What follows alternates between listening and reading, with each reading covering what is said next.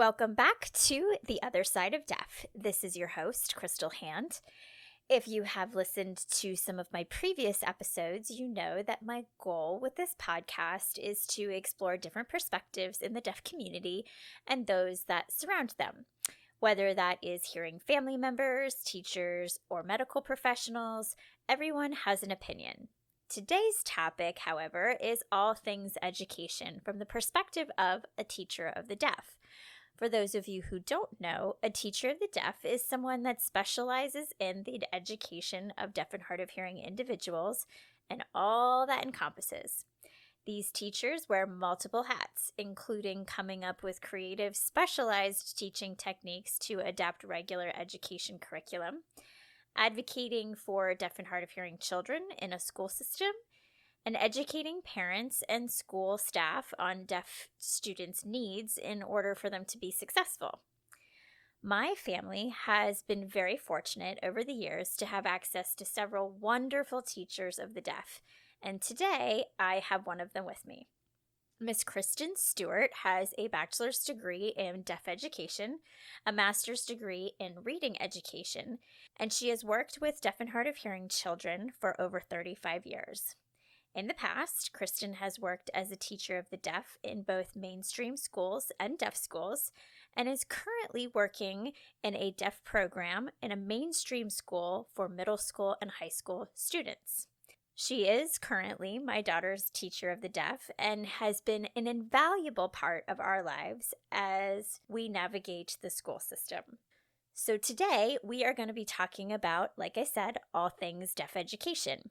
How things have changed over the years, strategies that have made deaf children overcome barriers, what the common denominators are for successful families, and of course, the opinions of deaf and hard of hearing teachers on things like technology, communication mode, and the best ways to educate our deaf students. So, let's get started. Kristen, thank you for coming today. So let's get started and tell us a little bit more about your background and how you got into this. I got into deafness totally by accident. It was a family friend of ours. The superintendent or the headmaster of a school for the deaf, his name was Phil Cronlin, and I knew him when I was a peanut at a camp in New Jersey. My senior year, I was still back and forth between what I wanted to do in college. I was looking at music education. I was looking at music therapy. And he said, well, why don't you come to my school and see what's going on? Check it out. And I said, all right. So I went and spent a week at a school for the deaf in New Jersey. And one night, he and his wife, who happened to be deaf as well, they took me to see Children of a Lesser God on Broadway. And Phyllis Freelish was a deaf actress and had the lead role. And it was basically her life story. And I was mesmerized. Phil's wife was friends with her. And so after the show, I got a chance to meet her and talk to her. And I felt totally inept. I couldn't communicate. I couldn't talk to her. And I thought, this is what I want to do. So that's what kind of tipped my hand into becoming or pursuing a degree in deaf education. So when you first started this career and you got your degree, was there anything that you expected or, a point of view that you had while you were in school and you were learning about it, but you weren't in the field yet, that was different when you got out of school? Like maybe something that surprised you or a different expectation that you realized was unrealistic? I think it was just the communication piece in general.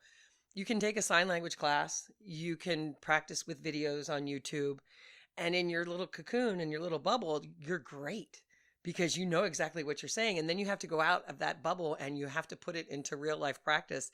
And I remember being in my practicum scared to death because I knew those kids wanted to talk to me. And I had my head down, walked straight to my cooperating teacher's classroom because I was afraid I wasn't going to understand them. So I think that was my biggest fear and my misconception coming out of it, going, you think you have all the skills and then you have to put it into practice. And yeah, that was a bumpy start for me. And deaf children, they are so much more fluent. It's very interesting recently because I think Samantha is really fast. She signs way too fast for me. I'm always telling her to slow down. But now one of her friends has just started going to deaf school, and she is coming back, and Sam's like, whoa, she signs way too fast for me now. Just even in that atmosphere, being around an all deaf culture, her friend has become so much faster and more fluent. And even talking to her parents, they've said she's so fast that we can't understand her sometimes because she just is going so fast. So I can only imagine as a new teacher what that feels like going into it. So one of the questions that I had for you earlier today was, do all teachers of the deaf know sign language? Or are there some that just focus on speech? When I first started in the field, most of the focus was on oral. My program that I went to focused on the oral part of it, speech, articulation, knowing the placement of the tongue, things like that. And I kind of thought that was weird. But again, the thought was we were to fix them, that they were somehow, air quotes, broken. And so, no, not all teachers of the deaf know sign language. I was the one that said, well, that doesn't make sense. I mean, if we want to communicate, then let's understand their language. So I kept pushing for sign language. Yeah, some focus on oral, some focus on total communication, some focus on sign language. I think that the primary thing is to get the language. So statistically speaking, is there more teachers that focus on one or the other, or is it kind of just a mix? I don't know. I would hope that more lean towards sign language and some form of total communication, but I'm sure that there's lots of people out there, the school of thought, that, their kids need to speak, and they're going to send them to a school that they focus on the oral aspect of it. So I don't quote me on this. I mean, I would say there's probably a 50-50, but I'm hoping more people lean towards the sign language piece of it. That's just my bias. Okay. Well, everybody does have a bias, That's whether true. they like to admit it or not. So you have worked in this field for 35 years. So there is Yes. that's a long time, and a lot has happened in between here. What about the different schools of thoughts? It used to be that there was only oral taught that was kind of pushed. Sign language was pushed for a long time, total communication, a bunch of different things. We also have cued speech, which a lot of people have not brought up. And so over the last 35 years, there's been a lot of different things. So how has that, as well as the disability acts being passed, affected your position over the 35 years? What's changed? What stayed the same? What has improved? What kind of insight do you have on what's changed and what's stayed the same? I think many things, you're right, many things have changed. Many different communication modalities have been brought forth to do the best as what they thought was appropriate. And I think the American with Disabilities Act really kind of opened the gates for more accessible communication, whether that was interpreting, whether that was captions, whether that was CART, different forms of getting access to communication. I think that was the biggest thing. It opened that door up for people with hearing loss and people with deafness. I think what has stayed the same is the teachers have always wanted to come at it for the best way to communicate with a student or a child. There are oral schools, and they're going to continue to focus on that. There are total communication schools, and they're going to focus on that. I think it's always making sure that there's been access to information, access to communication that has always remained consistent through the years. For me, I always knew that sign language was the modality I was going to use. Certain students, I could use more speech. Most of the time, I turned off my voice and just signed because that was more comfortable for them. So that has been the consistent piece for me. I've always kept it to sign language. As we kind of alluded to, hearing technology has changed a lot, particularly the invention of cochlear implants. Doing a little research, I didn't realize cochlear implants are a lot older than we actually think. They've been around since like the 1960s in a very rudimentary form. But in the 1980s, they started using them in adults. They started implanting them. It wasn't until late 90s, early 2000s that we started using them on children. They got FDA approved for children. And so now we have the Early Detection and Intervention Action, which for anybody who doesn't know, in the United States, any baby born in the United States is required to have a hearing test before they leave the hospital. So we are getting early detection. Cochlear implants now are being used where children can be implanted as early as 12 months. And so how has cochlear implants changed your job? Do you see that more kids are going towards an oral communication? Has it become easier to teach deaf and hard of hearing students with cochlear implants, or has it become harder? Because, there's a lot of current controversy around cochlear implants.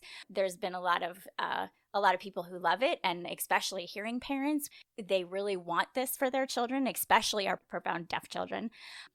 And then the deaf community has really kind of pushed back on that. There's valid points on both sides. So how has that whole dynamic affected your position and how you've taught deaf children? I think the early detection has been hugely beneficial for families, more so now than they were before, because usually parents weren't finding out till 1 or 2. And I think there's been more push towards children getting cochlear implants at a younger age. And families have to make that decision for themselves and what's going to be best for their child. It hasn't impacted my job all that much. And I think making that decision really is a family decision. And I have no say in that matter. That's a personal decision. You really touched on that when you were talking about that in your first podcast about, having 2 children, both children having hearing loss. You have to make the decision as a family. And as I'm just an educator, I can't really weigh in on that. It's a very difficult decision because I know that when I was going through that, so Samantha didn't become a cochlear implant candidate until she was 5. So when she was first diagnosed, or identified, I should say, she actually had a moderate loss. So she only qualified for hearing aids. And actually, interestingly enough, both of my children passed the newborn screenings. And so one of the things that I've kind of been outspoken about over the last couple of years is there needs to be a hearing test between birth and 5 years. Because really, if your child passes the newborn hearing screening, unless they see a problem, they don't get their hearing tested again until they're 5, which there's a lot of years in there that something wrong could happen. And with both of my children, that's what happened, is that they both passed their hearing screenings. And we think around 2 years is when they started to lose their hearing. We still don't really understand why. But all that said, they have a progressive loss. And so Samantha started off as a moderate hearing loss. Mm-hmm. And when she became 5, she became profound deaf. And at that point in time, we went to a children's hospital and they told us that they wouldn't implant past age 5. So if we wanted to implant her, we had to do it right now. That's different now. They do it much differently. But, 10 years ago, it was that way. It was a very difficult decision for us because at that point in time, she was already using sign language and she was loving it. She preferred it. Our son was non-sign language. He hates sign language. Even to this day, he really doesn't like it. And so he was always completely oral. And we thought we would do the same thing with her. And she just has a different personality. And she would scream and cry when we tried to do speech with her. So we did sign. But when she became a cochlear implant candidate, we got a lot of pressure from a lot of people. Audiologists came to us, and I had audiologists tell us she would never learn how to communicate. She would never learn how to read if I didn't get a cochlear implant for her. And then I remember talking to a different teacher of the deaf and her saying, cochlear implants are okay, but they're not everything that everyone says they are. They're not the magical cure. Yeah. And so I was like, And it was such a heavy decision for us because, as a mom, I felt, man, if I make the wrong decision, I'm just going to totally screw up my child's life. That's really the weight of most parents. They feel like if I make this wrong decision for the rest of my child's life, it's totally going to be screwed up, which is absolutely not true, because the truth of the matter is that you, as a parent, you make whatever decision and then you make it the right decision, or you make it work. But I can definitely say that every profession that I've talked to has a different stance on it.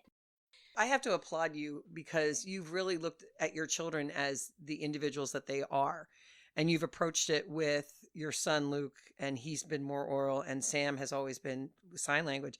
And that's amazing. That to me is just absolutely amazing. You're honoring them for who they are as their individuals, and you looked at their communication needs as what was going to benefit them and what was going to make them successful. The outside pressures are just, I wish that would stop. That's not fair to you as a parent. That's not fair to anybody who has a child with a disability, regardless of what it is, being deafness, blindness. You're going through all of that emotion in the beginning. What do? I broke my kid. A lot of parents with children with disabilities of any kind, they feel like my child is not hitting the same milestones at the same time as all the typical kids. So, there's this pressure that we have to catch up. And going into that, so I remember when my kids were little, there was an old statistic that said that deaf and hard of hearing children graduate with a 3rd grade reading level. And I remember being horrified and being upset. And in one degree, it motivated me because in my mind, I was like, that's not going to happen to my kid. But for a lot of parents, that's very discouraging. That is like, I give up. My kid's never going to have a normal life. They're never going to be able to do all these things. So let's talk about that statistic. Is it still true? No, it's not still true. And I heard that same thing too when I was coming through all my training, and I heard it all throughout different places that I worked. And I was like you, I'm like, well, that's ridiculous. We need to do something about that. And I think that's what motivated me to get my master's as a reading specialist. I'm like, this is ridiculous. This is the statistic that's out there. This is the myth. I can say that I graduated kids who were on grade level when they left high school. I have a 7th grader who is reading on grade level. I have a 9th grader who's reading on grade level. And I think it just depends on how you approach it. There's been lots of advances in reading and reading programs. There's a great program that we use at the elementary level called Reading Milestones. Very simple, very, very introductory to getting kids into reading and understanding books and understanding what they are. I spend a lot of time teaching and reading about figurative language, the parts of a story, the parts of characterization. We talk a lot about that. And that's been my biggest motivation, was that myth that they're all going to graduate with a 3rd grade reading level. I'm like, no, not on my watch. That's right. And it is a very daunting thing. I mean, I remember a regular education teacher telling me that Luke would never be good at reading because they were doing rhyming in their kindergarten class. And of course, rhyming is very difficult for deaf kids because everything sounds the same to them because, they don't hear every single letter. And I remember being like, don't tell me that. And so I sat with him and I wrote out like a bunch of words that rhymed and it had the blank at the front and did all of the different rhyming words and had him fill that out and sound it out. And immediately he got it because he had to see it. And I think that's the other thing a lot of regular education teachers don't understand is that everything has to be visual with deaf and hard of hearing kids. It has to be visual or hands-on. But that was very motivating and irritating for me. And it was for me too. I mean, I think of what I've done in elementary things in my elementary classes when I was teaching younger kids. We would teach about word families. And you teach word families in 1st grade and kindergarten in regular ed. But we did it differently because it was all shown. It was all visual.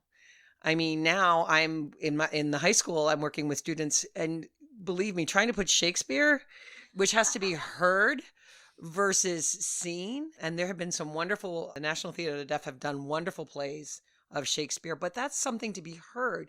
So that's a challenge for me. And I kind of like those things. Okay, how can I make this visual? I like that challenge. So turning Shakespeare into visual, turning poetry. But poetry is kind of interesting because there's so many beautiful deaf poets out there that they can take a poem and show it visually, and then our students get it. So yes, so turning everything into something visual doesn't mean they're going to be stuck at 3rd grade reading level. They're going to get it. I'm just excited that every kid that I've had come through my classroom has had a love for reading. They always have a book with them. I have a student right now who is like obsessed with this one particular author and is reading all the books that they can possibly find on this particular author. at grade level. And that to me is like, all right, to get a kid to like reading, whether they're hearing or deaf, is a huge accomplishment. I still love the fact that we got Sam to read the Harry Potter. She used to tell me that when she was in 6th grade and in 5th grade. I always want to read Harry Potter. I want to read Harry Potter, but I think it's too hard for me. And when we read it to the whole series together, that was joy just to watch her enjoy it and get it and understand it. Yeah, that was a huge accomplishment. I enjoyed that. And those books are hard. They are hard. And they're British. And there are a lot of made up words because it's very fantasy fiction. Yes. For a lot of kids, and particularly deaf kids, reading is hard. So it is hard. I remember when Samantha was little, she did not love reading. And I was the mean mom who over the summer would say, you have to read for at least 20 minutes a day. We would set a timer. It was required. You couldn't play video games until you actually read your 20 minutes. And finally, we stumbled upon some books that she really liked. I think it was the My Weird School books. I don't even know who it's by, but she loved those books because she thought they were hilarious. And so all of a sudden she started reading them. And what's interesting as a parent is you see that switch go from teaching them to read to now they're reading and they're learning things as they're reading. And so it's an exciting thing as a parent. I'm sure it's exciting as a teacher because then it's like, okay, now we can do all this other stuff. And that's the beginning parts of education, especially for young children in deaf education, is we're teaching them how to read, how to put those things, that string of words makes sense, that it has meaning. And then once they get older, you're teaching them that they're reading now for understanding, they're reading for comprehension. And that is a huge thing to see when that light bulb goes off and they get it. They're like, oh, that's what that means. Oh, that's pretty cool. Let's talk about visual phonics because that was a big game changer for Samantha. We didn't use it with Luke. I think it was just starting to come up when Luke was learning how to read. But with Samantha, it was a big game changer. All of a sudden, she was able to kind of see things. And visual phonics is not sign language. It's something different. It's not a language at all. It's not a communication mode at all. It's just something that you use to learn how to read.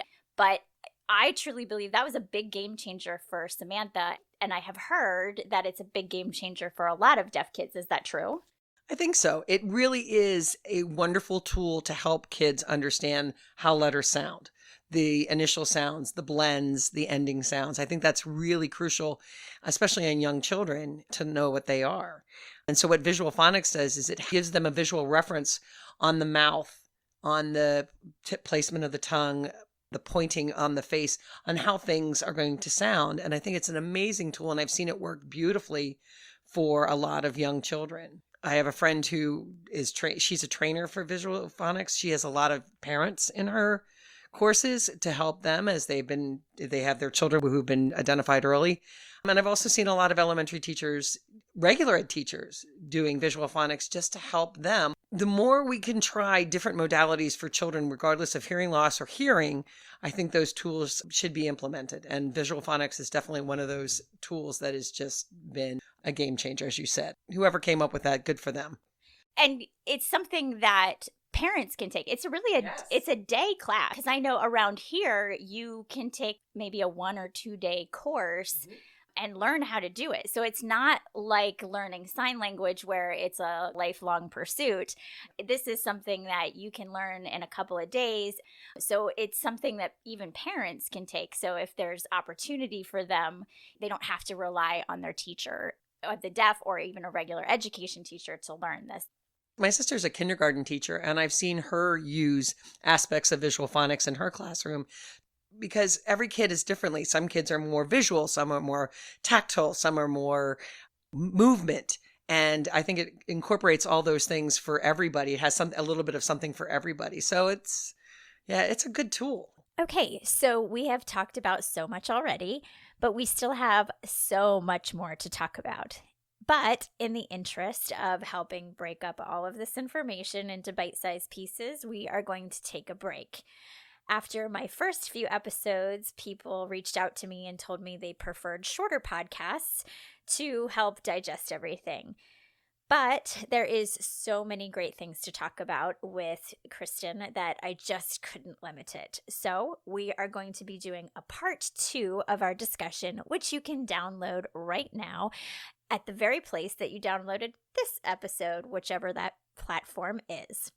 But I encourage you, if you've listened to this and enjoyed it, come back for the second half. There are so many great things that we are going to talk about, like having realistic expectations for our deaf children, which is better, deaf schools or hearing schools, according to a teacher of the deaf.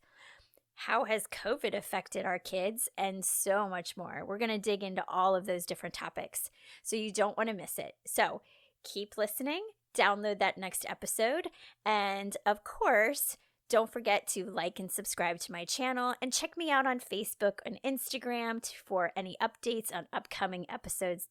All right, for now, I'm signing off.